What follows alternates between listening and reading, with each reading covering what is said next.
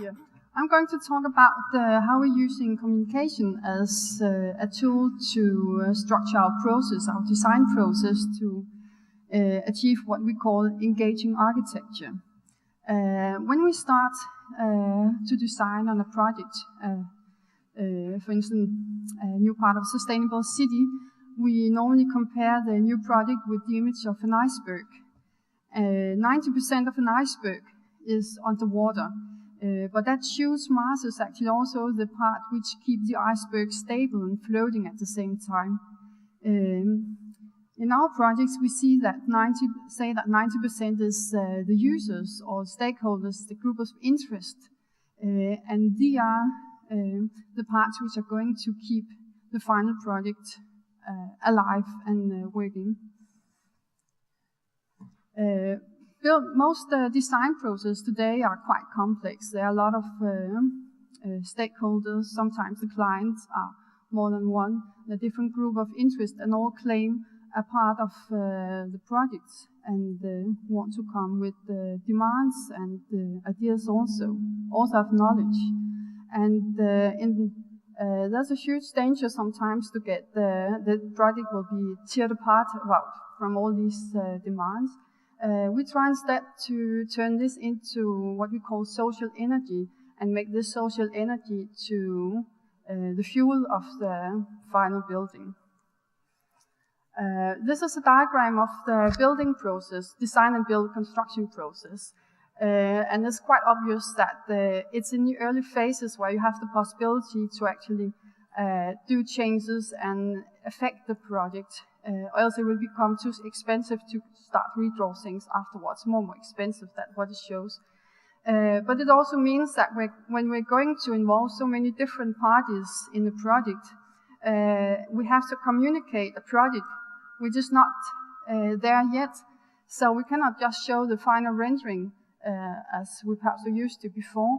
We have to find new ways of communicate the project, and that will be communicating values more than perhaps function and concrete spaces.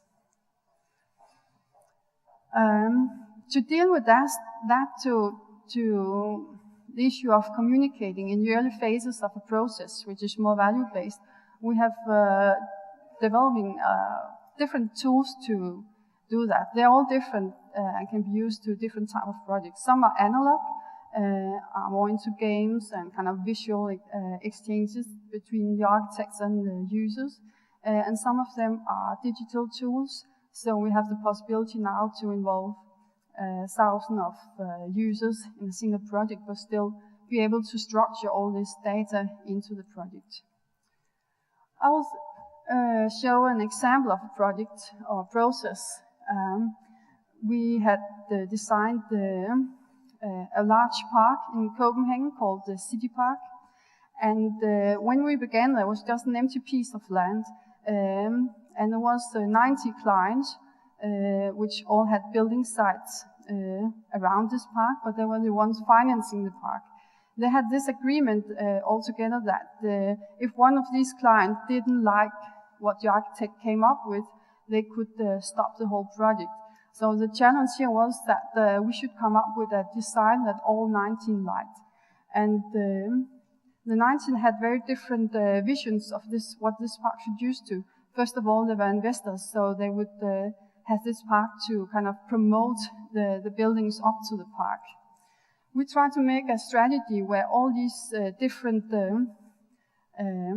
not only vicious but clear demands from these clients became into a spatial strategy, which we call a speech bubble plan.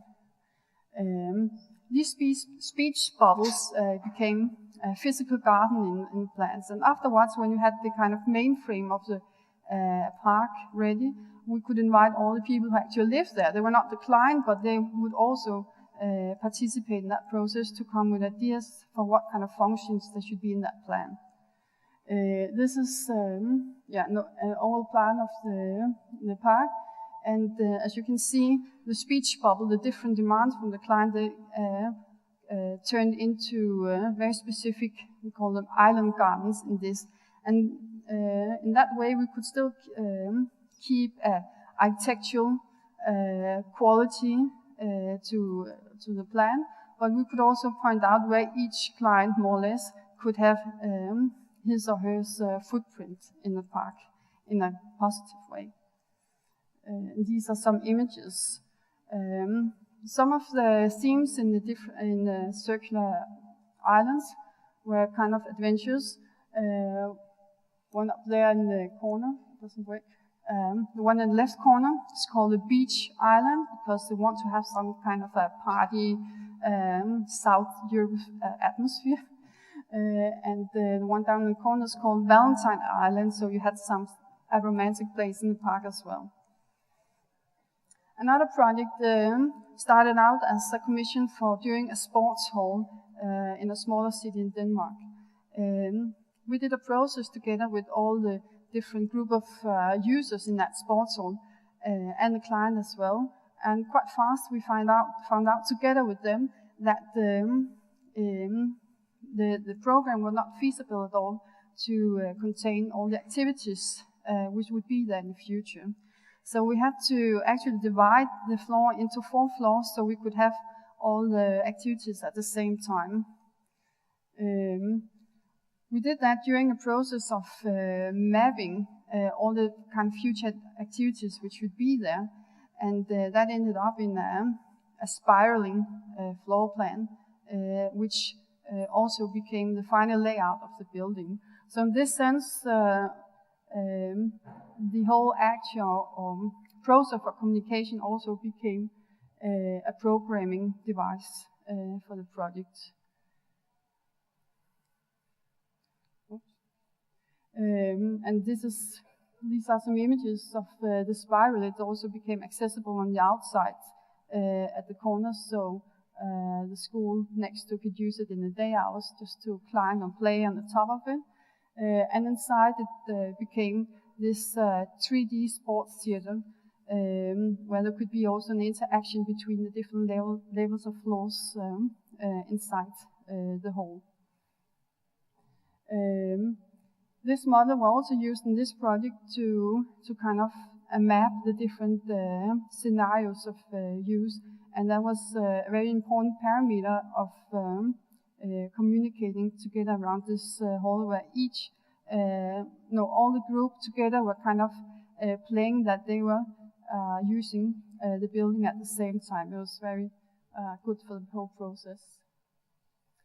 Another project I will show you is called Vertical Hutong. It's north of Beijing placed. And we would try to, in this project, make a place to communicate within a modern, high-rise, very dense city. In Beijing, they have the old hutongs where they have this courtyard typology with the open spaces where you before could communicate with your neighbors. We try to take this typology within a more dense modern module, and this module then repeated and stable upon each other, so it become a whole wall of mini neighborhoods placed together in a vertical city, more or less.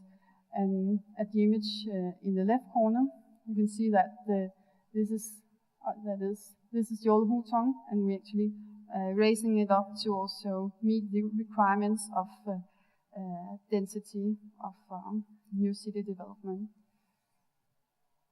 And these are the spaces inside where you have a place for new neighborhoods and kind of artificial nature within the large building. One of the tools we're using to structure these communication bases, communication processes, is called UBuild. We have developed several tools. Some of them can make digital collages, but this one is more to kind of tag and have discussions around a 3D model of the actual project. It's based on that today most people have access to internet and are using it a lot. So technology gives us new possibilities.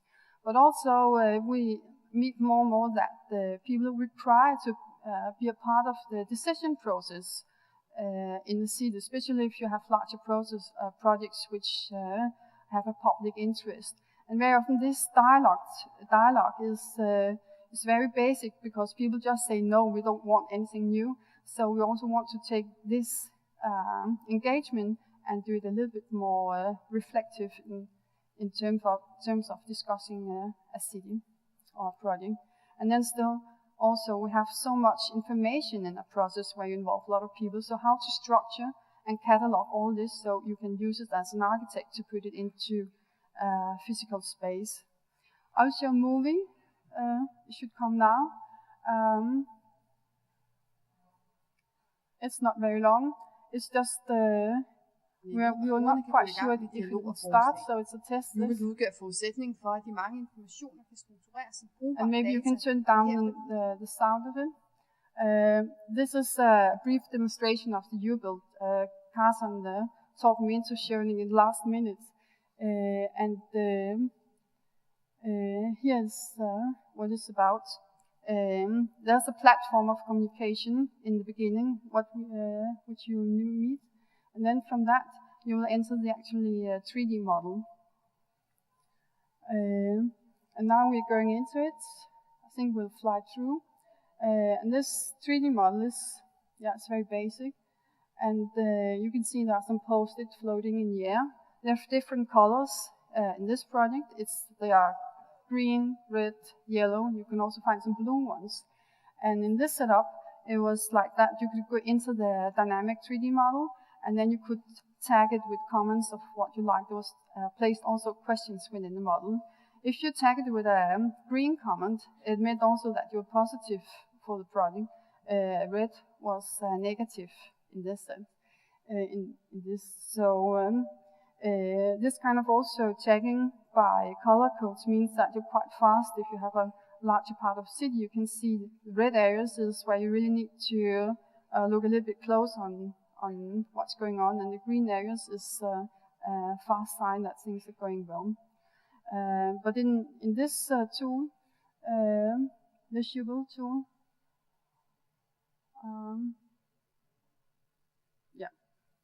I think we can close the movie down and go back to the presentation.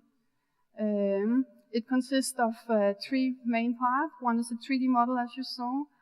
We have the dialogue posted part, and then we have a data part with where you can find statistics and so on, which we always try to kind of use all this information which will come in the project usable.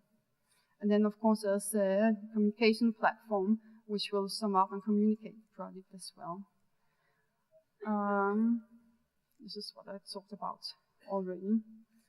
We're using this tool for many different projects. It's in a way able to be customized to different projects, and we had very good experiences using it in the process of rebuilding hospitals, because by this it also gives, for instance, the patients to be a part of the process during that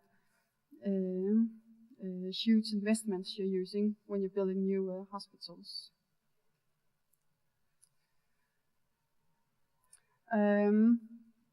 The last project I'm going to show is called Mind Denmark, and for this project, digital tools of communication are going to be very important parts of actually achieving the goals. It's about developing, in the beginning, 5 different cities in Denmark to what we call mind cities, green cities, and they're going to work on their CO2 emissions and make more green energy as the main thing. But also, some of them are interesting because they're also already working with industrial symbiosis, where the different industries in the city already, they're kind of looping energy and using each other's waste in very efficient and intelligent ways. And this project is about learning from the industry in this sense and make architectural symbiosis, so we can make new kind of energy loops within the city. And from that, also what the cities are most interested in, that they're going to use this process also to create new jobs there and make new creative businesses and entrepreneurships, which will be a part of this kind of green development process. But this project involves so many different stakeholders. It cannot be made without mixing public and private investments and ideas and energies within. So new tools of communication are certainly needed for this. These are going to, together make a green, intelligent cluster about green technology, where they will exchange knowledge together. So, what we're aiming for now, also with this Mind Denmark, Mind City project, is that we're actually going to structure all the different ideas and inputs and data and different stakeholders, and make it as structured as possible so we can really use it in an efficient way. And of course, there's this balance all the time that the energy you have in this, when people just have ideas and they can come with them immediately, it will disappear when you organize it and orchestrate it too much. So we'll see when we find that balance, or we'll find it or not. Thank you.